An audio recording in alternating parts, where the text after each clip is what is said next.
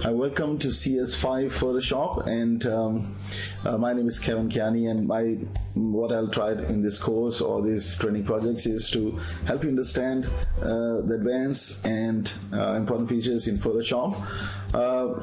These will definitely help you to play around with this product as much as possible, and I'll try to make them as simple and as easy as possible. Let's start the first one, that is Vanishing Point. Vanishing Point is one of the most important features of all in Photoshop. It helps you to place any picture or anything on a flat surface, like a picture on a wall, or something, something on a floor, something maybe you want to change the sky or something like this. It's pretty extensive, and let's start a project where you can see that I have two pictures. One of them is boxes and the other one is logo. So what I want is to place this logo on the sides of these boxes. Now this is pretty difficult without Vanishing Point, because it's difficult to get the right perspective.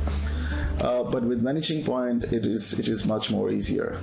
So if I select my logo, this is my logo, and first convert my logo into a layer. If I press Alt key from my keyboard and keep pressing Alt key, if I double click on the padlock, I can convert this into a layer. This one, Alt key, double click on the padlock, and it's a layer. Now to apply Vanishing Point, I need to go into the Vanishing Point. So if I click on Filter and then select Vanishing Point, you'll see that it has opened a new window. The window of a Vanishing Point. Let me resize my window so you can see exactly. Now I'm in Vanishing Point. So the first thing I need to do is to apply a grid or a perspective. So if I click once over here, and here, and here, it'll give me a grid.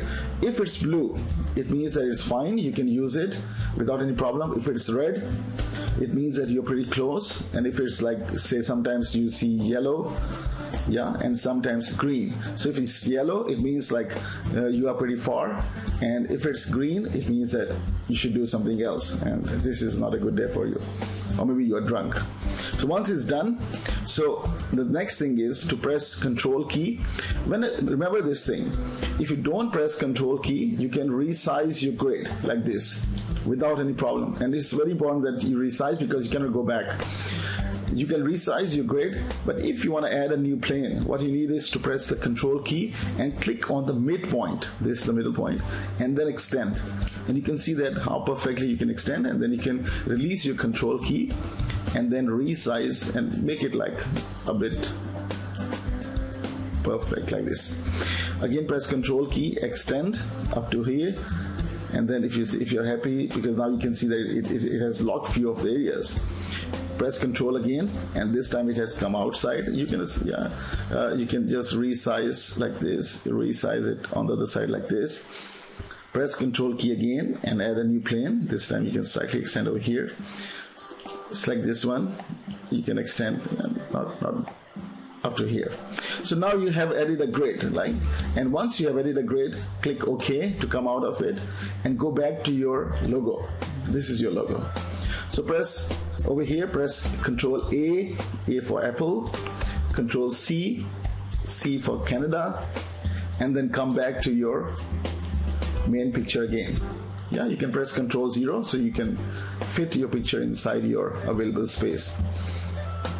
Another thing is I'm using Windows 7 and on MacBook Pro, and SSD hard drive, that is Corsair 256 GB, so it's pretty fast, as compared to a normal computer. So that's why.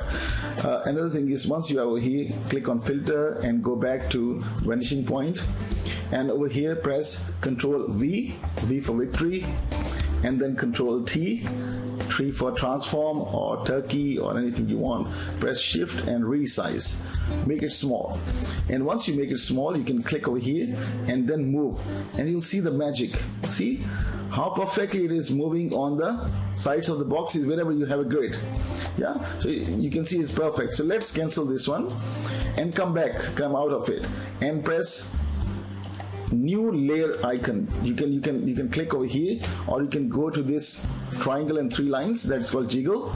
Click on the jiggle and you can see that you have so many options over here. You can add a new layer from here, but the best thing is to click over here to save time. Once you're over here, you can see that a new blank layer is over here. Go back to your filter and vanishing point, and over here Control V for victory. Just press Control V and then Control T to transform, and then resize and place this logo over here like this, and you can rotate so it looks like perfect. And then press Option key or Alt key and then copy one of them over here, resize, make it small, press Alt again, and half of this logo over here and half of the logo on this box. Click OK, and now you can see that your logo is perfectly on the box. Can you see like this? But there is only one problem. The problem is to get rid of this white. You have different options. You can use a magic wand, you can use magic eraser, but the best thing is to use blending mode. If you click over here, you can see there are 16 blending modes, and there are different sets. The first set will help you to get rid of the light colors. If I select multiply, that means that no light color on this layer. You can see that a magic and everything is perfect, like the white is gone from this layer.